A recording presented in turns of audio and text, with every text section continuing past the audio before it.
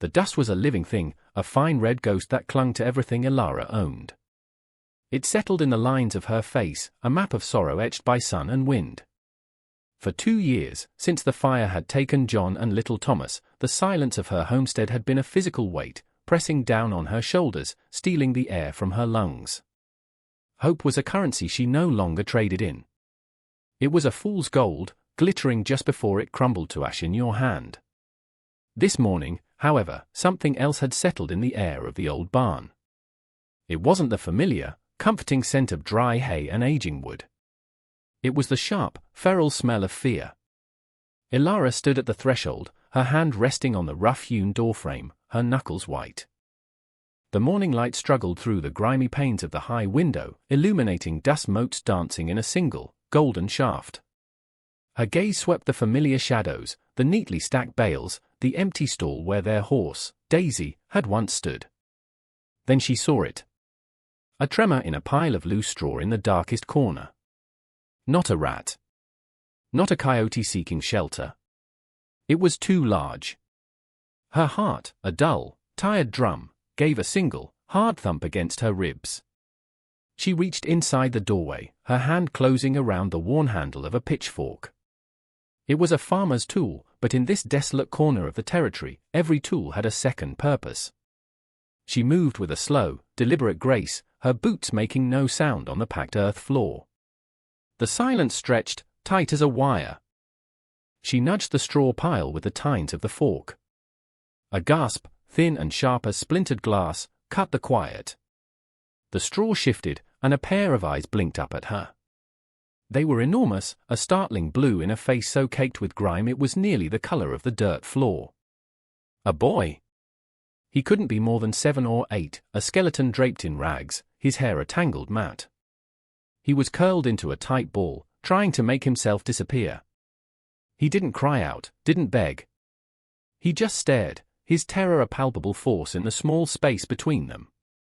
For a moment, Ilara felt nothing but a cold, hard knot of anger. Another mouth to feed. Another burden in a life already overloaded with them. This was her land, her sanctuary of grief, and it had been violated. Her voice, when it came, was rusty from disuse. Get out the words were flinty, hard-edged. The boy flinched as if struck. He tried to scramble backward, his small, bony limbs tangling in the straw. A weak, rattling cough shook his entire frame, and he collapsed, a puppet with its strings cut. His eyes fluttered closed. Ilara stood frozen, the pitchfork heavy in her hand. She saw not a stranger, but a ghost. She saw the hollows in his cheeks and remembered the round, full face of her Thomas. She saw the matted hair and remembered the feel of clean, soft curls under her palm. The anger inside her cracked, and something terrible and agonizingly familiar poured through the fissure, a pain so deep it felt like a memory of drowning. She let the pitchfork clatter to the ground. The sound echoed in the cavernous silence of the barn, loud as a gunshot. Kneeling, she reached out a hesitant hand, her calloused fingers hovering over his thin shoulder. He was burning with fever. The choice was not a choice at all. It was a command from a part of her she thought had died in the fire. She gathered the boy into her arms. He weighed almost nothing. As she carried him out of the barn's gloom and into the unforgiving glare of the sun, she felt the first stirrings of a war within herself. The part that craved the numb peace of solitude fought against the part that could not, under God's own sky, leave a child to die. The house was as quiet and still as a tomb, a monument to what was lost. A thin layer of dust coated the small wooden chair pulled up to the table, Thomas's chair. She hadn't had the strength to move it. Now, she carried the strange, feverish boy past it and into her own room, laying him gently on the bed that had been empty on John's side for 2 years. She worked with a grim, practiced efficiency, fetching a basin of cool water, tearing strips from a clean sheet. As she bathed the grime from his face and arms, she saw the marks. Old bruises, faded and yellowed, patterned his skin like a cruel map. A series of thin, raised scars, white against his flesh, crisscrossed his back. This was not the work of accident or misfortune. This was the work of a hand. A deliberate, brutal hand. She fed him spoonfuls of lukewarm broth, tipping his head back gently. Most of it dribbled down his chin, but a little made it past his cracked lips. For 3 days and 3 nights, she kept vigil. The rhythm of her life shifted from the lonely cycle of chores and grief to the urgent demands of nursing the sick. She forgot to eat. She dozed in a chair by the bed, waking at every ragged breath he took. The silence of the house changed. It was no longer the empty silence of loss, but the tense, waiting silence of a life hanging in the balance. On the 4th morning, she awoke to find him watching her. The fever had broken. His eyes, clear and blue as a winter sky, held a guarded, animal watchfulness. He didn't speak. She didn't press him. She simply brought him a bowl of watered-down oatmeal and sat in the chair, watching him eat. He ate with the desperate, panicked haste of the chronically starved, his eyes darting toward the door as if expecting a blow at any moment. When he finished, he pushed the bowl away and slid back under the covers, turning his face to the wall. His name, she learned, was Silas. It came out one evening, a week later, a single whispered word when she asked what she should call him. It was the only word he spoke. Days bled into one another. A fragile routine formed. Ilara would do her chores, her movements shadowed by the small, silent boy who followed her like a stray dog. He'd watch her mend a fence, his small hands mimicking her movements. He'd sit on the porch steps while she tended her meager garden, his eyes tracking the flight of a hawk across the endless expanse of the sky. She found herself talking to him, filling the oppressive silence with chatter about the weather, the stubbornness of the soil, stories of her own childhood. She never spoke of John or Thomas. That part of her was a locked room, the key long lost. She was simply telling stories to the air, and the boy was simply there to hear them. One afternoon, he picked up a fallen branch and began to draw in the dirt. He drew a house. It was crooked and small, but it had a chimney with smoke curling out of it. Next to it, he drew a figure. A woman with wild, tangled hair. Then he drew a smaller figure beside her. He looked up at her, a question in his eyes. Ilara felt her throat tighten.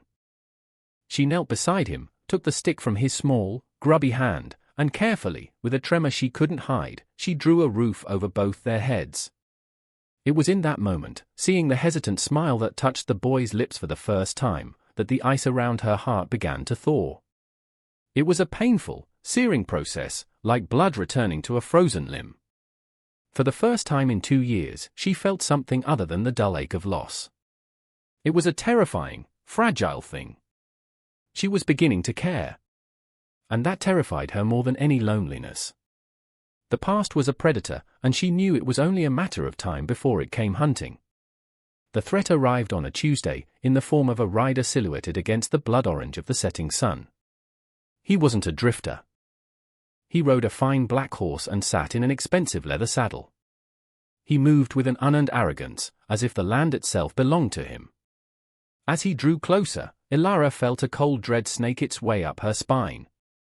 Silas, who had been on the porch, scrambled behind her skirts, his small hand gripping the fabric of her dress with desperate strength. The man reined in his horse, kicking up a cloud of the red dust that was Ilara's constant companion. He was large, his face florid and fleshy, his eyes small and greedy. He wore a tailored coat, straining at the seams, and a string tie. He looked down at her from his saddle, a sneer playing on his thick lips. "I'm looking for property," he said, his voice a gravelly rumble. "Strayed from my ranch." "A boy?" "Scrawny thing, answers to the name of boy." He spat a brown stream of tobacco juice near her boot. "Heard tell you take in strays." Ilara's body went rigid. Her arm moved instinctively, pulling Silas tighter against her leg. She could feel the boy trembling, a frantic, caged bird vibration. "There's no one here but me," she said, her voice low and steady. The man, Jedediah Thorne, chuckled. It was a wet, unpleasant sound. "Don't lie to me, woman. I have men scouring every homestead in this county. He's here." I can smell the fear on him. He dismounted, his expensive boot sinking into the dirt. He was shorter on the ground, but he carried his bulk with an intimidating swagger. He took a step toward the porch. "He's mine. Bound to me by contract. An orphan, taken in for Christian charity. In return for my kindness, he owes me his labor until he's a man grown. He's a child, not a mule," Ilara said, her voice colder than a winter wind. Thorn's eyes narrowed. "He's an asset. And he's worth a tidy sum in labor. I've come to collect what's mine." He held out a piece of paper, a legal document thick with formal script and bearing a wax seal. "This is a writ from the territorial judge. It says that boy belongs to me. Now, you can hand him over peaceably, or I can come back with the sheriff and men who aren't so inclined to be polite." Ilara looked from the paper to the man's cruel face, then down at the top of Silas's head, pressed against her hip. She saw the scars on the boy's back in her mind's eye. She saw the terror that had lived in his eyes. She was a widow, alone, on a failing patch of land. This man, Thorn, reeked of power and influence. The law, he claimed, was on his side. She looked at the boy, then at the vast, lonely prairie stretching out before her, a canvas of hardship and indifference. "What would you do? Protect the innocent and risk everything you have, or surrender to evil just to save yourself?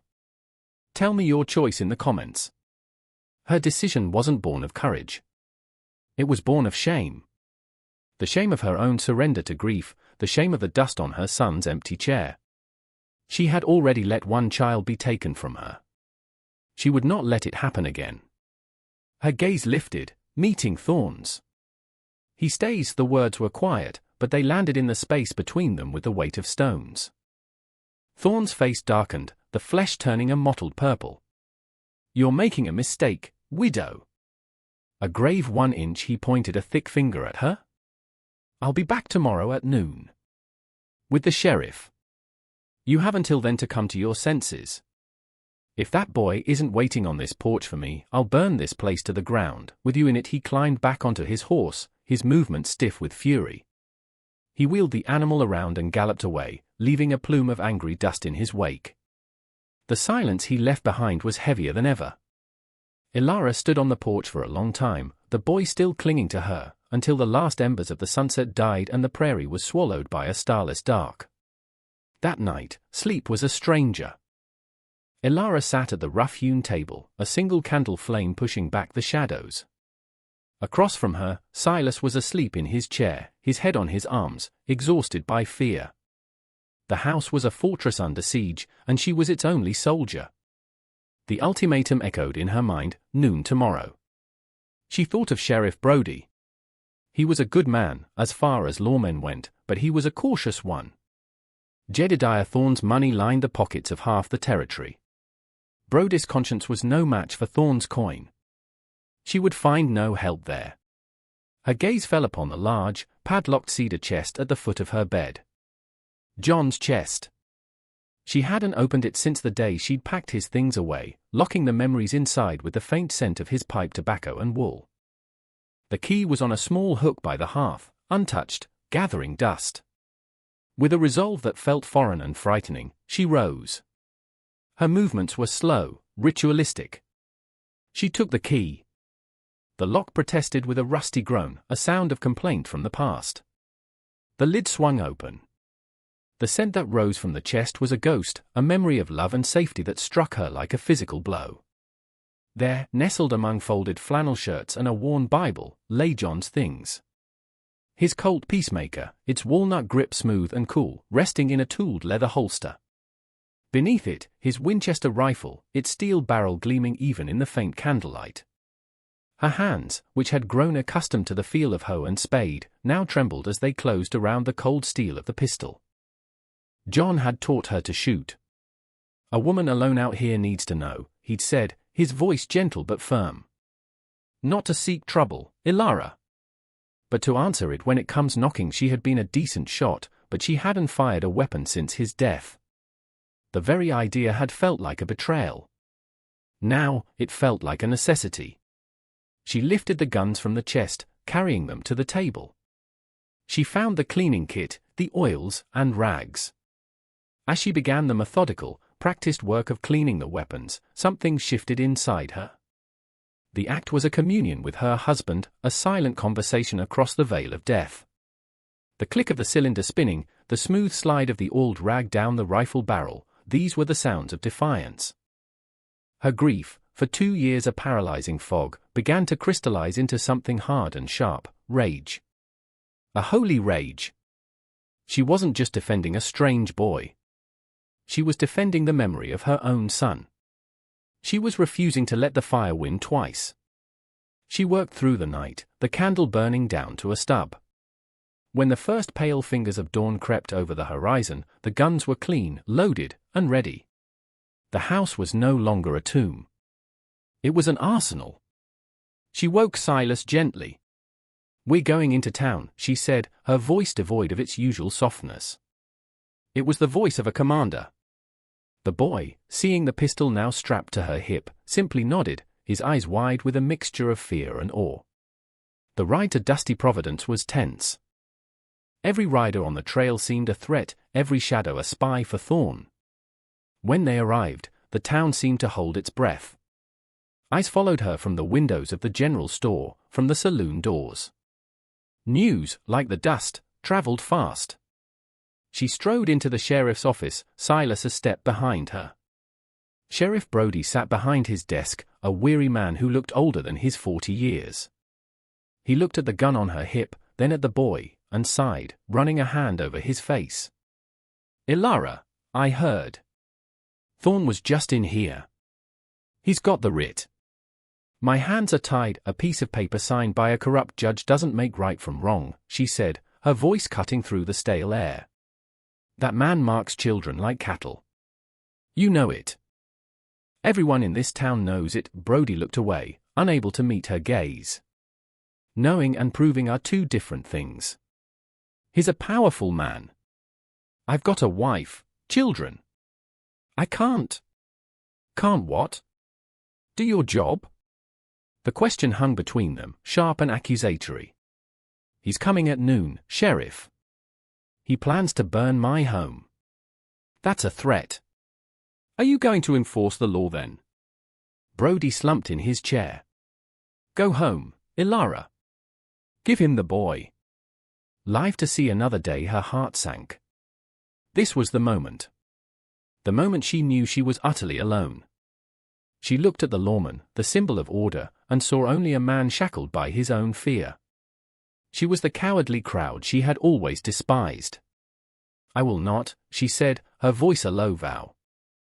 "And God have mercy on your soul if you stand by and watch what he does." She turned and walked out, leaving the sheriff stewing in his own shame.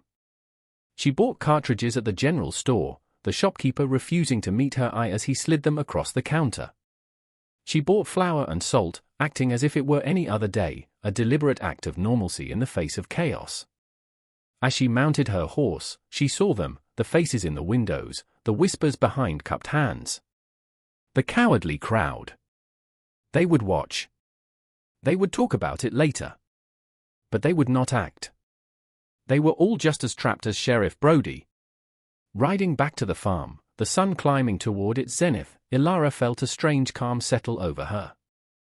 The fear was still there, a cold knot in her stomach, but it was overlaid with a blanket of pure, unshakable purpose. She was no longer just Ilara, the grieving widow. She was a fortress. She was a promise. She was the line drawn in the dirt. When they reached the homestead, the sun was high and hot, bleaching the color from the sky. It was almost noon. She took the Winchester from its scabbard. She looked at Silas, whose face was pale, his small hands clenched into fists. "Stay in the house," she commanded. "Go to my room, get under the bed, and do not come out. No matter what you hear. Do you understand me?" For the first time, he found his voice for more than a single word. "Are you going to be safe?" he whispered, his blue eyes shimmering with unshed tears. Ilara knelt, putting her hands on his shoulders. She looked directly into his eyes, willing him to see her strength, not her fear. "John, my husband, used to say that being safe wasn't the point. Being right is the point. Now go." He hesitated, then threw his small arms around her neck, a desperate, fleeting embrace. Then he turned and ran into the house. Elara walked to the edge of the porch, the rifle held loosely in her hands. She chambered around, the metallic snick-clacker sound of finality. And then she waited. The world seemed to shrink to the dusty track leading to her home. The cicadas buzzed, the sun beat down. And then, on the horizon, a cloud of dust. Not one rider. 4. Thorn was not a man to take chances. They rode slowly, arrogantly, for dark figures of judgment against the pale sky.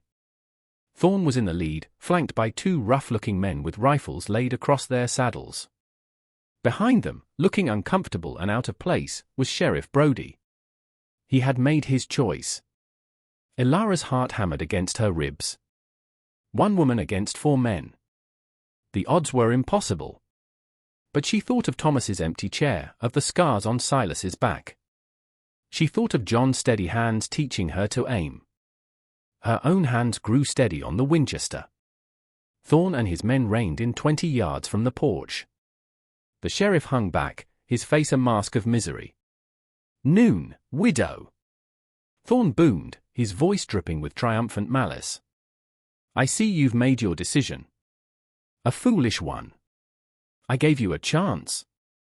Now, where is my property?"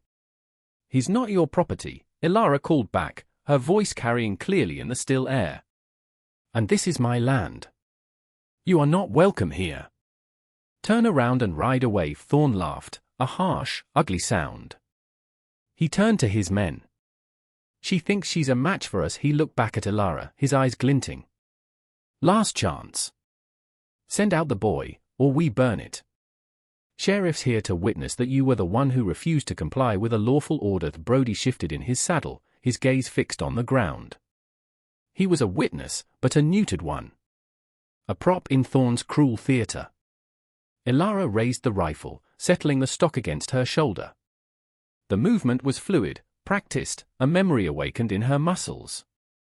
"The first man who takes another step onto my land is the first man to die on it." The air grew thick with tension. Thorn's smile vanished, replaced by a snarl of disbelief and rage. He had expected tears, begging, a pathetic surrender. He had not expected this. "You're bluffing," he spat. To prove his point, he nudged his horse forward 1 step. The explosion of the Winchester shattered the midday quiet. It wasn't a warning shot fired into the air. The bullet kicked up a plume of dirt a foot in front of Thorn's horse. The animal reared, screaming, nearly unseating its rider. Thorn fought for control, his face white with shock. The 2 hired guns instinctively raised their own rifles. "Don't do it," Elara's voice rang out, cold and clear. "I won't miss twice." The men hesitated, their bravado faltering in the face of this lone, determined woman. They were paid to bully and intimidate, not to die in a fair fight. From the corner of her eye, Elara saw Sheriff Brody's hand move, slowly, deliberately, toward the butt of his pistol. He wasn't drawing. He was just resting it there. A small, almost imperceptible gesture of shifting allegiance. "This is madness!" Thorn roared, finally getting his horse under control. "Sheriff! Do your duty! Arrest this woman!" Brody's voice was quiet, but it carried the weight of a man who had finally found his spine. "She's on her own property, Thorn. She warned you not to approach. You're the one trespassing. You're the one making threats." Thorn stared at the sheriff in disbelief, his mouth agape. The betrayal stung him more than the rifle shot. "I'll have your badge for this, Brody." "Maybe," the sheriff replied, his hand still resting on his gun. "But today, right now, the law says she has the right to defend her home." Suddenly, from inside the house, a window shattered. Silas, disobeying her order, appeared with one of her heavy cast-iron skillets. With a cry of pure, childish fury, he hurled it. The skillet sailed through the air, end over end, and struck one of the hired guns squarely in the chest. The man grunted, dropping his rifle as he clutched himself. In that split second of distraction, Elara fired again. The bullet slammed into the wooden porch post right next to Thorn's head, sending splinters flying into his face. He cried out, a high-pitched squeal of terror, and threw himself from his horse, scrambling in the dust like a panicked beetle. Seeing their employer cowering on the ground, the second hired gun made his decision.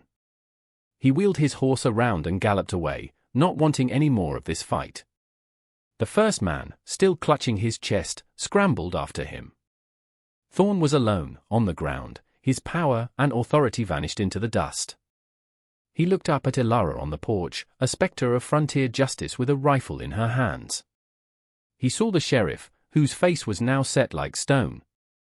He saw the small boy in the window, holding another piece of cookware. The fight was over. Thorn scrambled to his feet, a pathetic, dust-covered figure. He stumbled to his horse and hauled himself into the saddle, not even bothering to look back as he fled, his retreat a cloud of shame and humiliation. A profound silence fell over the homestead, broken only by the buzzing of the cicadas and the sound of Elara's own ragged breathing. She slowly lowered the rifle, her arms aching from the tension. Sheriff Brody rode forward, stopping at the edge of the porch. He tipped his hat, his eyes meeting hers. There was a newfound respect in his gaze. "Elara," he said, his voice thick with emotion. "The writ he had? I'll see to it that it disappears. I'll make a report. Attempted arson. Threats.